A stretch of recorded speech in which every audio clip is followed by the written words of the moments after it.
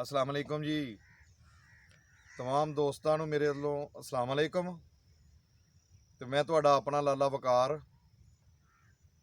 ते मैं अज सोचिया कि जरा क मरब्बे चलीए। अल्लाह दी ज़ात पाक ने धुप्प कड्ढी है ते मेरा इरादा बनया कि जाके धुप्प सेक के आइए। नाले एह् आ भी अपने दोस्तां नूं थोड़ा जिहा मरब्बे दा विजिट करवा दईए।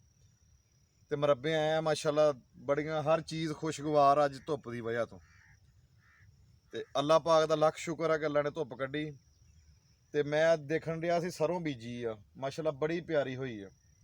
अच्छा, सरों वल देख के मैनूं एक गल याद आई है ते मेरा इरादा बनया कि मैं दोस्तां नाल भी शेयर करा, क्योंकि साडा एक माशरे दे विच बन चुकिया वा रवाज कह लो, कल्चर कह लो, साडा ही एक नज़रिया बन चुकिया वा कि असीं किसी भी बंदे नूं वेख के खुद फैसला करने की कोशिश करते हैं।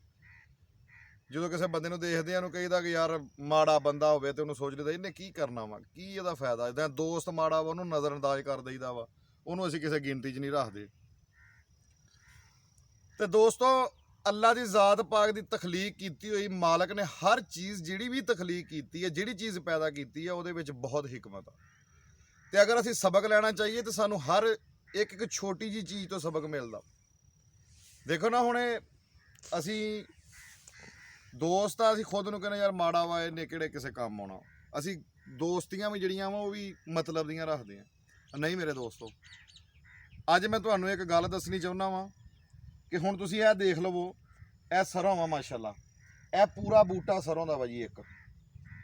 ਅੱਛਾ, ਹੁਣ ਅਗਰ ਇਹਦੇ ਬੀਜ ਨੂੰ ਦੇਖ ਕੇ ਅਸੀਂ ਨਜ਼ਰਅੰਦਾਜ਼ ਕਰ ਦਿੰਦੇ ਕਿ ਛੋਟਾ ਜਿਹਾ ਬੀਜ ਆ, ਇਹਦੇ ਨਾਲ ਕੀ ਫਾਇਦਾ ਵਾ, ਕੀ ਇਹਦਾ ਕੰਮ, ਇਹਨੇ ਕੀ ਕਰਨਾ ਵਾ। ਲੇਕਿਨ ਅੱਜ ਦੇਖ ਲਓ ਮਾਸ਼ਾਅੱਲਾ ਕਿਤਨਾ ਬੜਾ ਬੂਟਾ ਬਣਿਆ।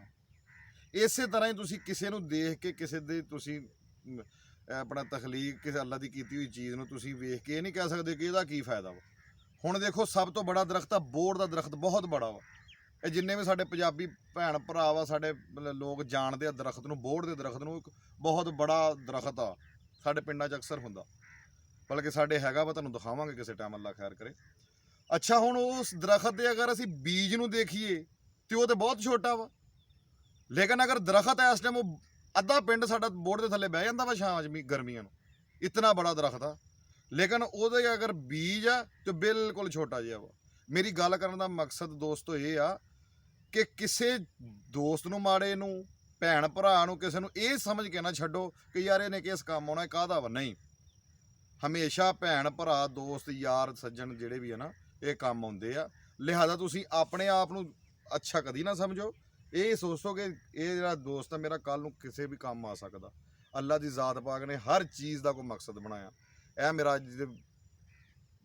ਅੱਜ ਦਾ ਤੁਹਾਡੇ ਵਾਸਤੇ ਇੱਕ ਛੋਟੀ ਜਿਹੀ ਗੱਲ ਸੀ ਜਿਹੜੀ ਮੈਂ ਤੁਹਾਨੂੰ ਦੱਸੀ ਆ। ਉਹ ਵੀ ਦੇਖ ਕੇ ਇੱਥੇ ਯਾਦ ਆ ਗਈ। ਬਾਕੀ ਮਾਸ਼ਾਅੱਲਾ ਇੰਜੋਏ ਕਰਨ ਡਏ। ਦੇਖੋ ਕਿੱਡੀ ਸੋਹਣੀ ਧੁੱਪ ਲੱਗੀ ਆ, ਮਾਸ਼ਾਅੱਲਾ ਮਰੱਬੇ ਦੇ ਵਿੱਚ ਰੌਣਕ ਲੱਗੀ ਆ। ਕਣਕਾਂ ਦਾ ਟਾਈਮ ਆ, ਸੋਹਣਾ ਲੱਗਦਾ। ਅੱਲਾ ਦੀ ਜ਼ਾਤ ਪਾਕ ਹਰ ਇੱਕ ਨੂੰ ਖਾਣਾ ਨਸੀਬ ਕਰੇ ਤੇ ਅੱਲਾ ਦੀ ਜ਼ਾਤ ਪਾਕ ਸਾਨੂੰ ਚੰਗੀਆਂ ਗੱਲਾਂ 'ਤੇ ਅਮਲ ਕਰਨ ਦੀ ਤੌਫੀਕ ਅਤਾ ਫਰਮਾਏ। अस्सलाम वालेकुम जी।